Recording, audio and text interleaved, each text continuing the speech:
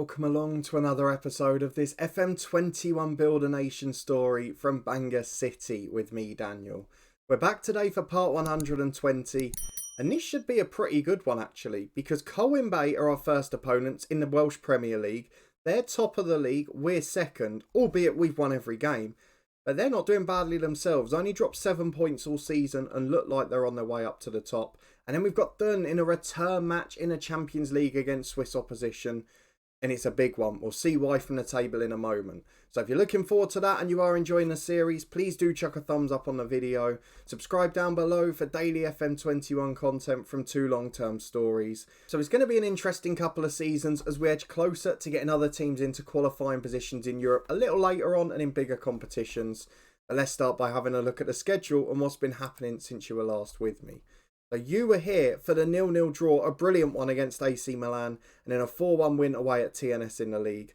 We followed that up with back-to-back wins against Buckley in the League Cup, and two of our youth academy youngsters, Kyo Bulkley, the greatest of his generation, and Sam Martin, not quite so good, but he's popping up with goals when we need him. A red card really aided us here. We were 1-1 after 50 minutes. Josh Thomas, our former man, had given them an early lead before Jones had equalised before the break. But then Lloyd and Aloza brace took advantage of 11 versus 10. We lost 5-0 at PSG. They're still frightening. They're still contenders for the Champions League every year.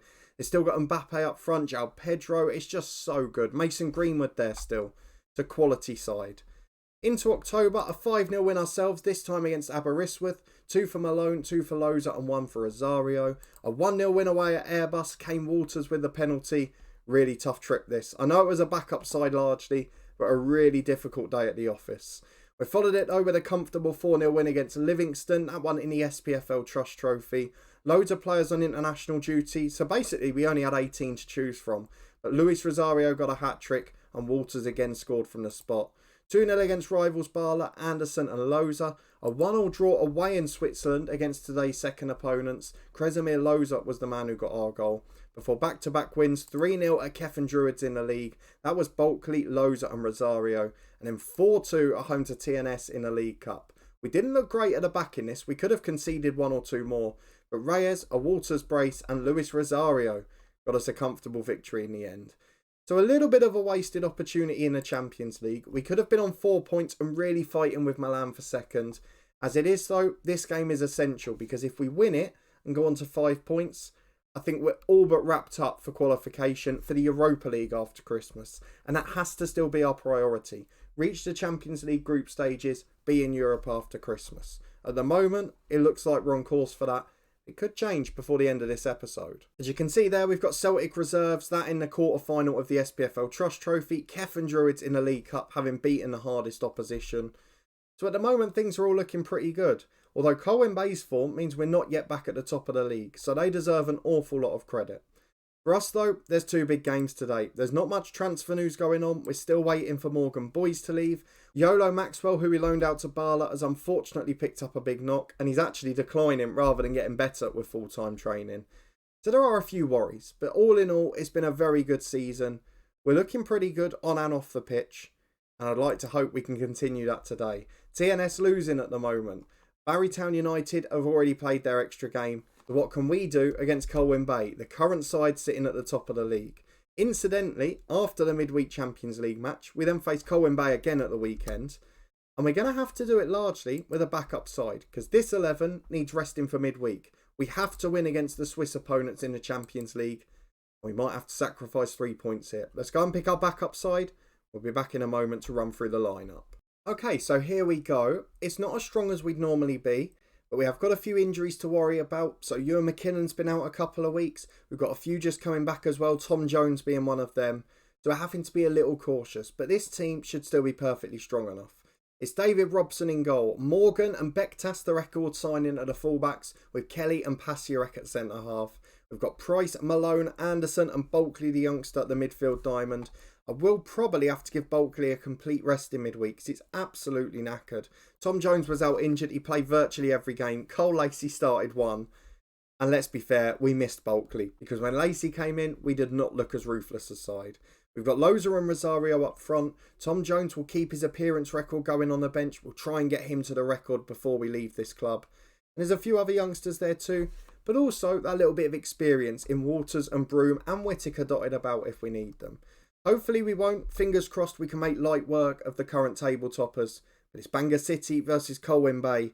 I'm hoping this is going to be a comfortable win. So looking at the lineup for Colwyn Bay, they've got Hajato, who we've known about for a while. They also signed one of our former young strikers, Tom Jones. They've got Dimon and Tavares at centre-half. It's a decent little side. Ellis is the second best keeper in the league, I'd say, maybe alongside Loughra. And the likes of Peter Blackburn and Macaulay Flanagan on the bench. It's a sign of strength for Colwyn Bay. So let's go and tell the lads we should be winning comfortably, try and get them motivated. And into the first half we go at Nantporth. Can we warm up for the Champions League in very comfortable style? Let's go and find out. And we are back within a minute as we've got a free kick in a very good position, just 20 yards out with Kresimir Loza. Curls it into the bottom corner.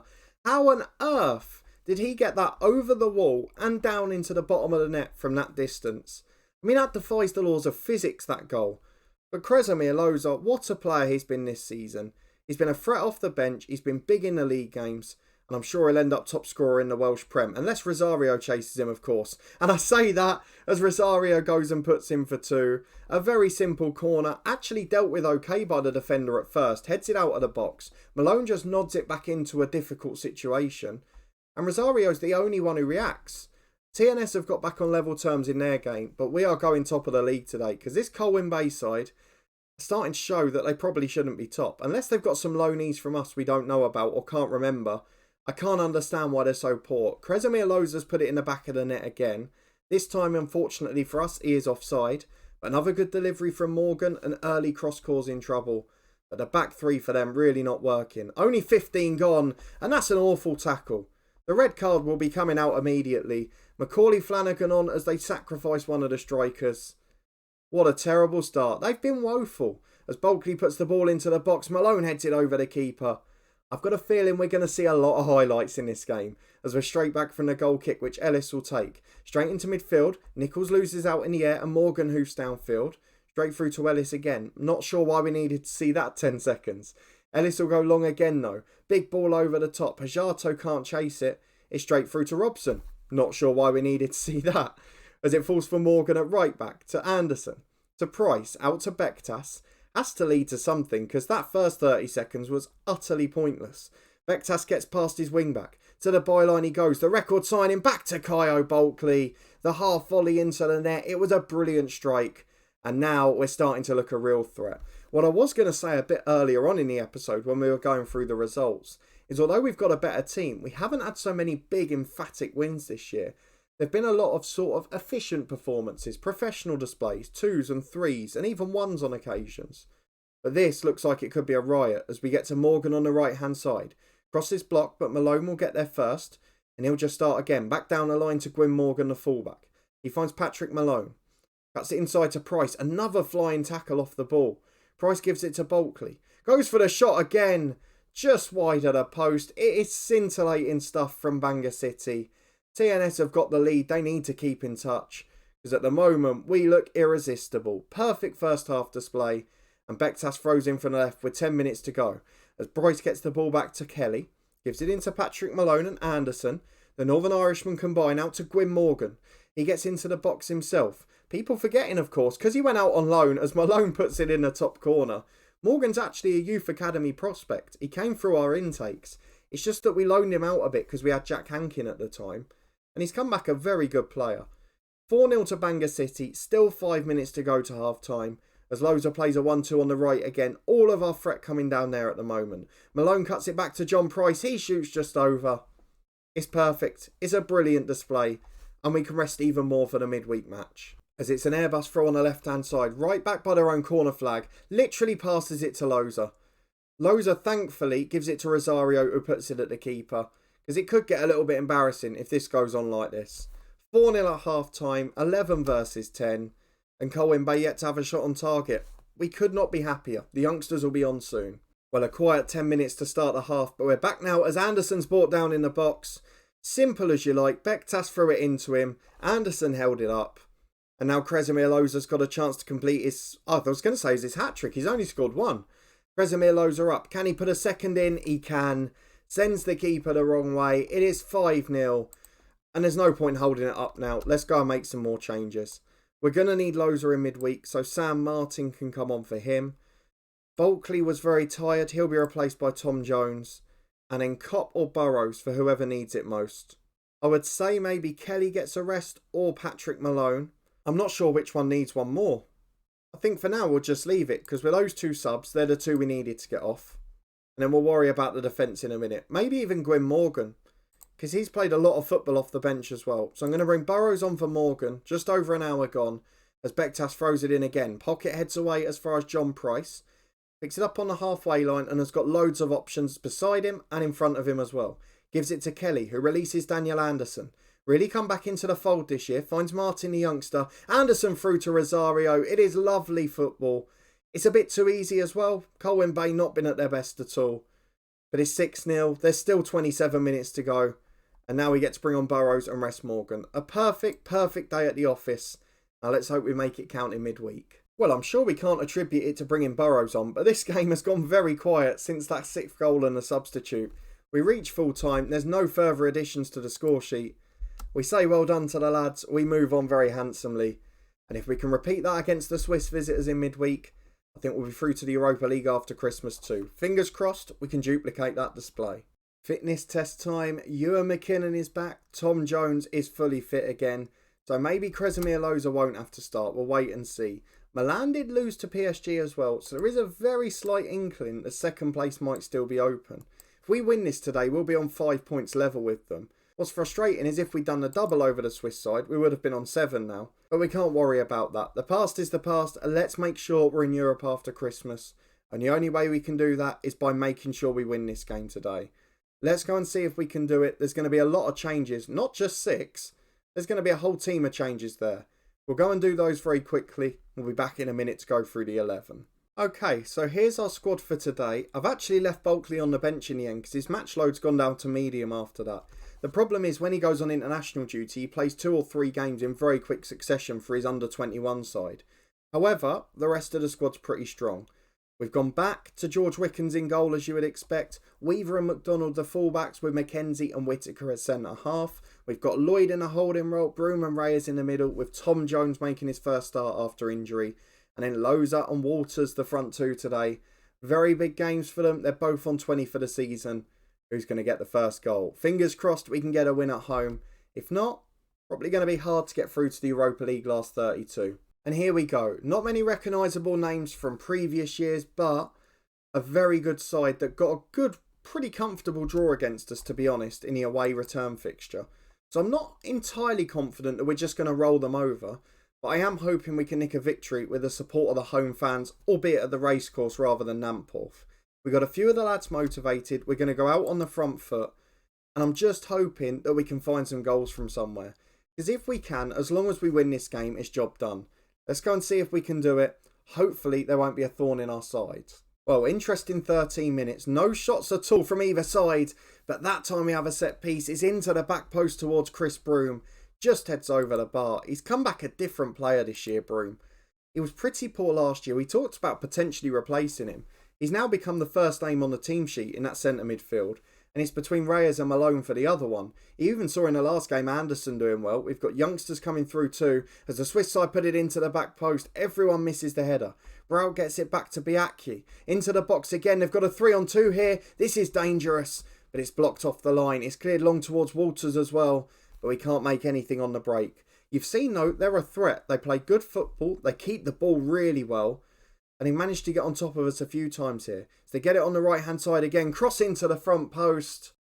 Beats the first man again. As Zizwiller gets the header almost in line with the back post in the end.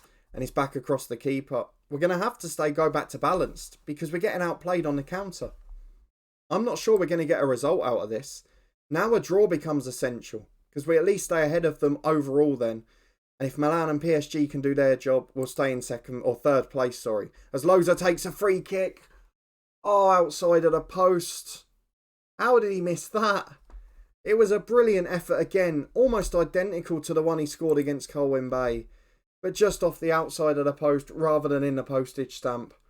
With 2 minutes gone in the second half. We've dropped to that balanced mentality and it has suited us as McDonald comes down the right hand side. 5 men running and rushing to get in the box. McDonald goes back to Broom. Chance to deliver. They're offside, I think. Walters puts it wide anyway. You've got to do better than that. You can see across the line. You've got to stay onside. What do we do changes-wise here? Because we are all over the place defensively and we're in big trouble as it stands. This could be the year that spoils it. All we've been talking about is getting up to 15th place and getting the other Welsh sides into better qualifiers. It will be utterly destroyed if we lose in this group. If we go out in 4th place and don't have the Europa League after Christmas. I'm going to bring Bulkley on for Jones. I'm going to bring Rosario on for Loza. And I'm going to take Weaver off for Bektash. They're 3 of our 4 best players on the bench. We have to do it. And we've now got a 4 on the left with Bektash to sub. To Walters. Chance to cut it back to Reyes. He loses out in a challenge. Still comes out with a ball somehow. Curls it just wide of the far post. Great effort from Reyes, the lone youngster. But not able to break the deadlock. You can see the stats are fairly even here. We're going to berate them. We're going to go attacking. We have to do something. What more can we produce here to stop us going out of Europe? I can't do more to make us more efficient going forward. They've gone to a more defensive tactic. But we're not even creating chances. We're not even having shots. We're going into stoppage time. We've not produced anything. 3 shots on target over the whole game. And now unless we get a result against AC Milan or against PSG, and it's going to have to be a victory as well now, we are going out of Europe altogether this Christmas.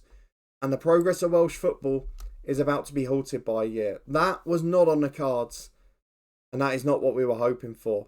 This year could turn into a horror show. I don't see how we beat either of the other 2. Fingers crossed we can. But my word, that was not what we were expecting. There's the confirmation. We're on 2 points. Thun are on 4 now. AC Milan on 5. Now, if we beat AC Milan away from home, then we will go up to 5 points. And potentially, we'd have a better head-to-head against AC Milan. And if Thun lose both of their games, they'd be on 4. We could yet finish second. But that's extremely unlikely. If we do not win against one of the other 2, we are definitely out in 4th place. And nobody saw it coming. We've got arrogant. We've got complacent to the fact that we always got into the Champions League. We always got into the Europa League last 32. I mean, even when we were in the Europa League, we were always getting through. We've become complacent. And it's going to end up costing us here. Robson's starting to throw his toys out the pram. I've got bigger problems at the moment, mate. We're going to have to come back slightly earlier than planned now. It's going to be Milan and TNS yet again. Because that game away at the San Siro is now the most important of the season. We almost have to find a way to win. I don't think we will, but it's become essential. So if you're looking forward to that, you always say it's hard when it's plain sailing in a save. Well, that one is probably setting us back 3 years as a nation. That and TNS not making their group stages is going to cost us 3 years of success. So if you want to find out if we can miraculously recover it or do something in one of our last 2 group stage games, please do put a thumbs up on the video and subscribe down below for daily FM21 content. We had our first game at a new club in a head coach yesterday. So if you want to stay up to date with that one, the last few episodes are up in the eye above. There's also links to all the other playlists there, as well as the Twitch channel where we'll have regular live streams. We will be watching this evening's Euro 2020 semi-final between Italy and Spain over there. So if you're watching the game at home, come and get involved, come and have a chat with us and watch the game with us. It's going to be good fun. And then we will be back in 2 days' time, Milan and TNS. I don't know what to say. I'm almost left speechless by it. We just don't expect it now. To draw against Milan and then lose that game, I don't know what to say. It's a very difficult one to take, but we'll try our best to recover. We're going to have a good domestic season regardless, but we need to do better. We've just spent all of our Champions League money on transfers, and it's the first year we've failed. Very big problems ahead. I'll see you next time to find out if we can recover from them.